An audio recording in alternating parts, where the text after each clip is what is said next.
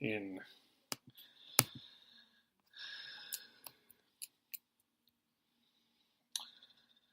Well, hello everyone. Welcome on Facebook Live. Welcome on Agree or Disagree, the podcast on Spreaker. The Flames blew it. I guess that's the best way to put it. The Flames, the title of this, the Flames backs to the wall. 2-0 lead, halfway through the third period. And lo and behold, they lost. They're down 3-1 in the series. Mikko Rantinen scores in overtime, and the Colorado Avalanche come down for the second time in this series, came back to win on a game. They've won 3 straight. They are up 3-1. This series comes back to Calgary. Yeah. It's not going back to Colorado. It might go back to Colorado. I think it is going back to Colorado. I'll say that. But the Flames have a heartless bunch of players. You have that performance in Game 3, and then you throw that out in Game 4. This one's not going back for Game 6. They're done. They have no heart or soul. They suck as players, and that's pretty wow. much You're more angry than I am. Yeah, downright livid. Okay, go. You have an opportunity to, Tampa Bay was the clear-cut favorite to win the Cup. They embarrass themselves and lose. You're now the next best team in the league. And, yeah, you got down, but you're in the series. It's only 2-1. It's no big deal. You got thoroughly embarrassed in Game 3. You finally managed to get a lead of 2-0, and then you just give it all away. And there's no heart from the first line at all. The only player I saw elevate his game tonight was Mark Jankowski, and that's basically it.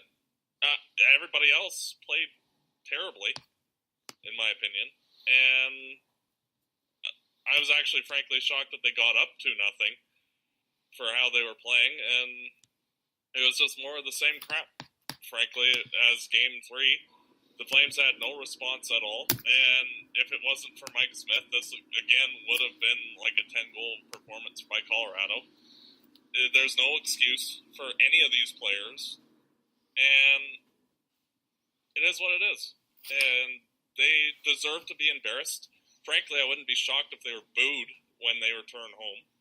And, the fans deserve to be pissed. Like, what the hell was that? Well, the first period they got some shots, but they weren't high-quality shots. It was 12-11, but there was nothing of real significance that they got at Grubauer. They have not scored a goal, by the way, in the first period at all in this series. Not once. Have they scored first in the first period. The second period, I thought they showed a little bit more intensity. They got the goal. They got the first goal there, and there was some intensity, and they were control. But for the first half of the second period, the second half of the second period was all Colorado. Colorado is 10 honestly, right there, that's when I knew Colorado was going to win. Yeah. Colorado is 10. This is one of the big problems. Colorado is 10 times faster than the Flames. Yeah. Matt Nieto is skating miles around people. It is not only Nathan MacKinnon. Nathan MacKinnon is one problem here, but Matt Nieto is becoming a problem. JT Compher, that forward group is miles faster than the Flames defense. That is one of the first things that I think is becoming a problem. And the Flames forwards did a little bit of a better job in the second period back-checking, but not enough. It's not enough. The third period, they get the Derek Ryan goal, and they started to sit back. And once... we won this game. We won. Yay. Yeah, the game is over in 50 minutes. Yeah. And then they just stopped skating, stopped trying, and Lo and behold, Colorado ties it and wins it in overtime. Like, there's the one cluster mess that Mike Smith mishandled in overtime. I think it was Confer that went through everybody there. But that was also Brody and Gio. There was so many giveaways. They were trying to chip it off the board. They couldn't get it out. There's just chip after chip. It was like they just could not get the puck out. I mean, Sean Monahan was a bit better for tonight, but not enough. Legitimately, not legitimately. I actually think it's a time to figure out. Not like if we want him back next year, I'm open and okay with it. But I think that there's a legitimate question about that letter on that jersey because he is not playing like a leader at all. He is not playing like a guy with an A. The only excuse is if he's got an injury, and that's the only reasonable thing. If he's injured, why is he playing? I know. I know. I think out of desperation, you have to remove the slowest players in the next game and throw Dubé and Zarnik in. I think Frolik and Neal sit and throw those two guys in just to get some speed to hopefully do something in the game. Yeah, I mean, I didn't mind Frolik's effort. Frolik makes an effort, but the biggest problem is they're too slow. They're too slow for the Avalanche. Yeah. It's remarkable how badly this team is playing. I am utterly dumbfounded after watching this team. It's not like the Flames aren't a fast team. Like, they're a reasonably fast team. When they're playing their game, they can keep up with anybody. Like, I don't understand why everybody is skating so ridiculously slowly. Yeah. It's like they're just trying to slow everything down, but then they're getting beat on every play. And they're leaving pucks like right in front of the net. Like I don't know. Like, are they not talking to anybody? Is anybody not talking to somebody on the defense stack there? Like, how many pucks were just left, like right there? Like, I know.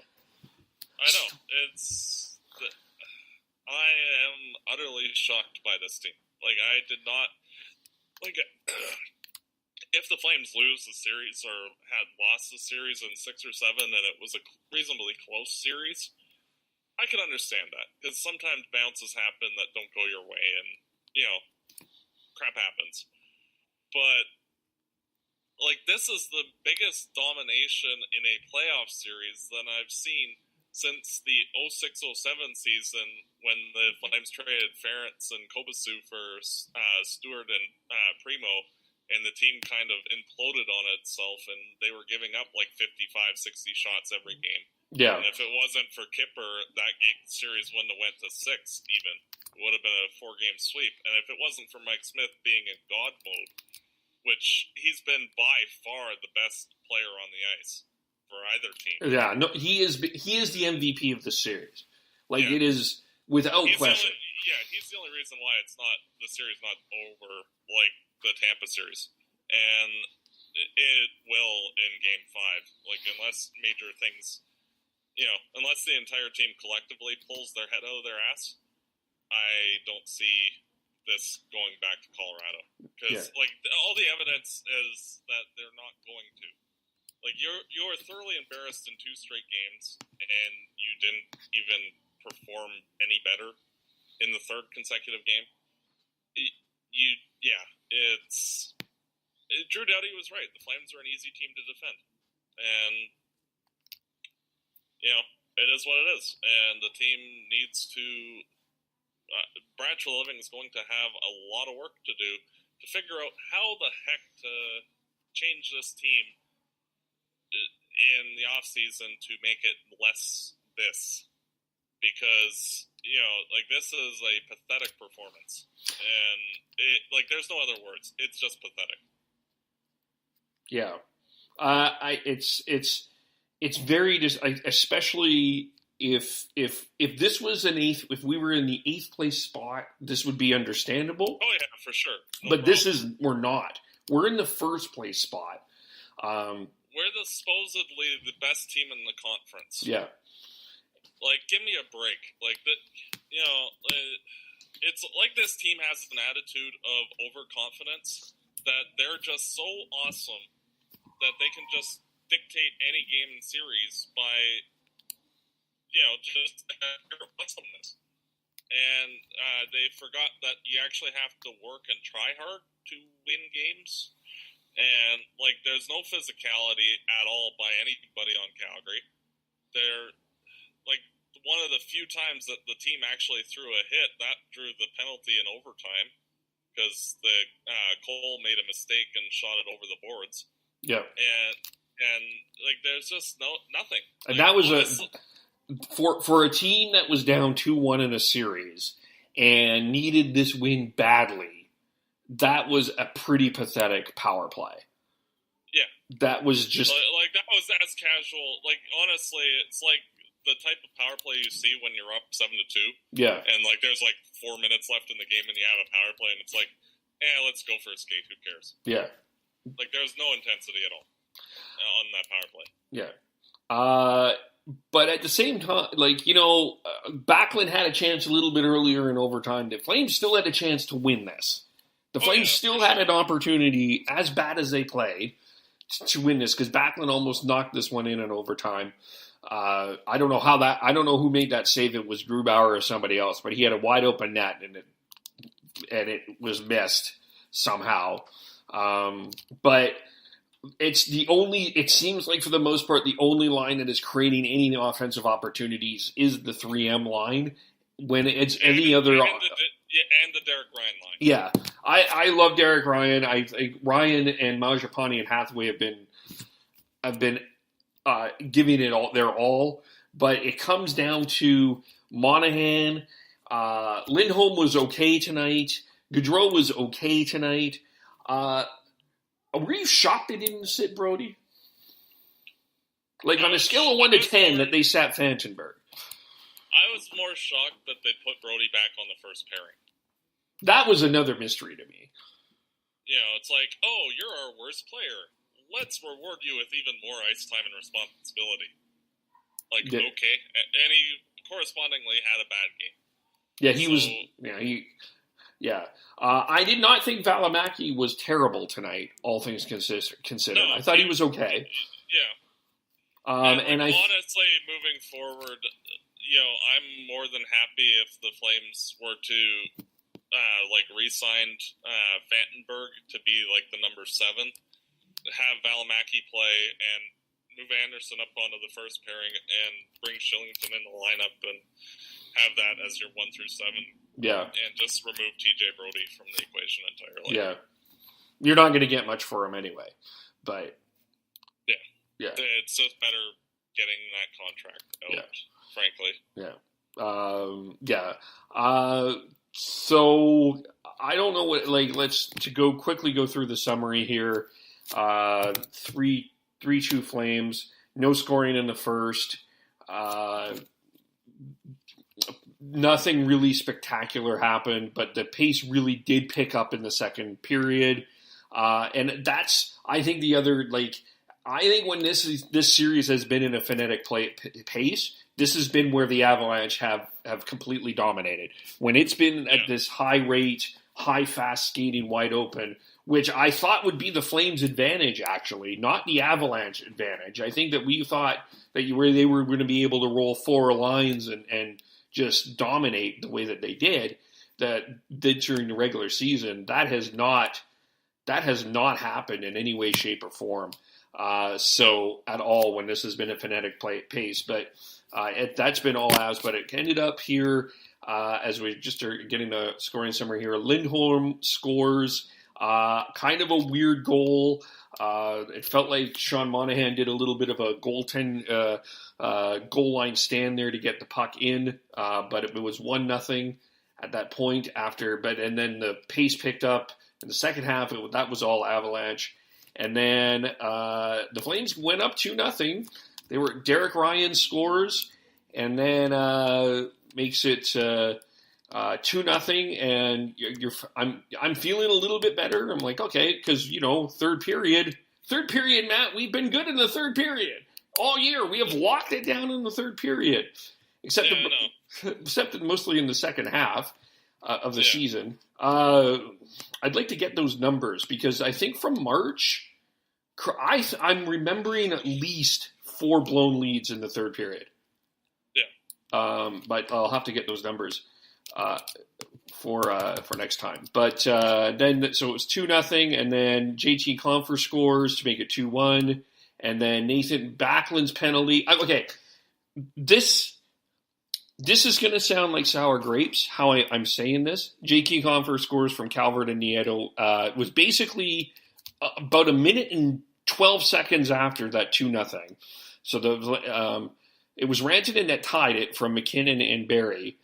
On the Backlund penalty, I will love your opinion on this, but this is my thing. This is my frustration, and this is many NHL fans' frustrations with the officiating. And by the way, this was the same crew that refereed Game 2 of the Toronto-Boston game where the infamous Nazem Kadri hit happened. They let everything go. It was a barn fest that you could pretty much do what you want. You could murder somebody. You could murder someone. It's okay. Then all of a sudden, they're calling the Backlund penalty. So I don't, if it's a penalty in the first period, and it's a penalty in the second period, then why are you changing the standard late in the third period? I don't get that. The reality is what Backlund did was a penalty. My frustration is you're not consistent in what you're calling as a penalty throughout. That's the frustration that I agree entirely. And that was a dumb penalty by Backlund to take, and I thought Landeskog kind of sold that a bit as well. Sure. Which, honestly, if I'm him, I kind of can't blame him. A little bit of a dive, why not? And it's not going to hurt. If you draw a penalty, hey, great, awesome. And, it is what it is. And Giordano lost his positioning on the penalty kill that resulted in the goal, and it is what it is. And, I always view, fans and that are always too quick to blame the refs when, you have to smarten up. And you know that it's late in the game, and if you do anything stupid, the referees are going to call it. I'm not blaming the refs for this loss.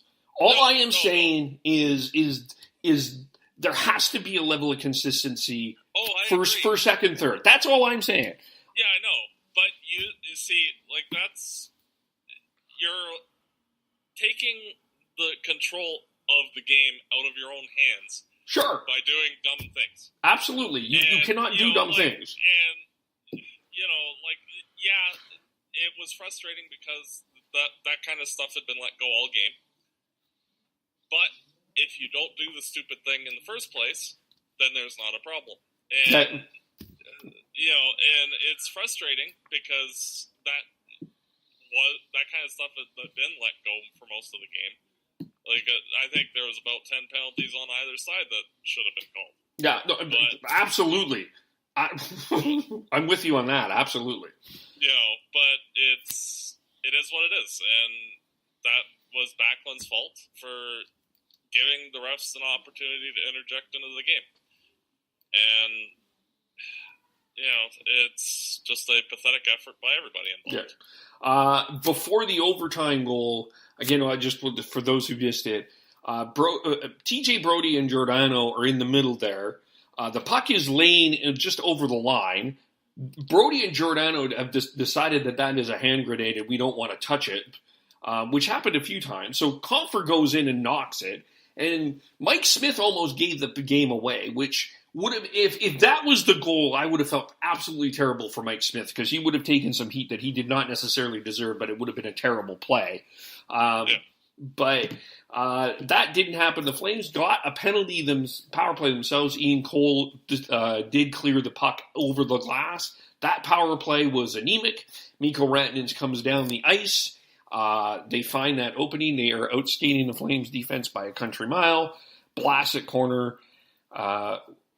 The Flames, our backs are against the wall. It is 3-1 for the Avalanche in the series. They win 3-2 in overtime. I don't know what else to say. Well, frankly, this team moving forward, because they're done. Like, they're not going to win this series. Like, even if they win a game or two, they're not going to win the series. Moving forward, they need to swap out some pieces, and I think they need another guy who can actually just score a goal by himself. Like an actual legitimate top-line forward. They need some speed on the third line. I think might be a valuable piece in a trade. And if you can get a similar center that's faster or more physical or something, you go that route. But TJ Brody should not be back next year, and Frolik shouldn't be back next year, and there's a bunch of players that shouldn't be back next year. Yeah, I agree. I agree that there needs to be a big retool here, and I think that they're going to need to make a top six forward. Now, maybe we do the debrief a little bit later here, but I mean, I think that there's going to be some questions about what Treliving did not do on the trade deadline. I know Mark Stone would have made a bit of a difference. Yeah, I guess people are going to have that conversation, and looking what has happened in Vegas, it's a fair question. Ultimately, that they didn't do that and they didn't do anything. I think may come back to haunt the leading shot guy. Let's make a guess of who the person with the most shots in the game were for the Calgary Flames today. I would go with probably Giordano. It was Rasmus Anderson with 7 shots on goal. Monahan had 2 shots. Gaudreau had 2 shots. Neal had 1 shot. Bennett had 1 shot. 5 hits. Bennett was in the game. Bennett was trying. Kachuk 2 shots. Ryan 2 shots. Frolik 2 shots. I mean, yeah. Mark Jankowski, no shots on goal.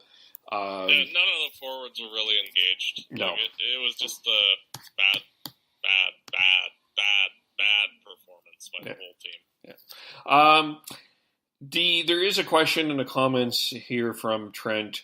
Do you give Riddich the start for the next game? 100% no. This is let's. You know what? This is not on Mike Smith in any way, shape, or form. This guy faced. Honestly, Smith, I think should be brought back next year. Yes, I actually think legitimately there's a legitimate argument to bring Smith back. He's faced 100 shots and allowed nine goals on 100 shots. So, not going to blame him. Yeah. None of the goals in this series have been his fault. No, I don't think so. I don't think that there's been anything that has been incredibly terrible at all. No. And he's been, honestly, I think he's been the single best goalie out of any team in the entire postseason. For any team. Maybe Bobrovsky. Bobrovsky might be a bit, you might get an argument from Bobrovsky in Columbus, but, and Binnington started off well, but he's been a little bit inconsistent, but that it's fair. And maybe Smith's performance can buoy the Flames and the Sea of Red can rise on Friday. And we can move this to Sunday. We will see. We do not have faith right now, but it is 25 minutes after the game. Honestly, I'm thinking that game 5 will probably end up being a laugher for Colorado. Like, similar to like 6-2 or something ridiculous like that. Okay. Style of game. I think that the Flames are going to get completely blown out. Okay. I'm going to predict a Flames win just to be different, and then people can comment and say which is which, and we'll leave it there. Thanks, everyone, for watching on Facebook Live. Thanks, everyone, for listening on Agree or Disagree, the podcast, to our rant. The Flames' backs are to the wall. They lost 3-2 in overtime to Colorado, down 3-1. Game 5 on Friday in Calgary. 8 o'clock start Calgary time, I believe. And thanks, everyone, and we'll talk to you all soon. Bye for now. Yeah, that was a shitty person. Like, honestly, I think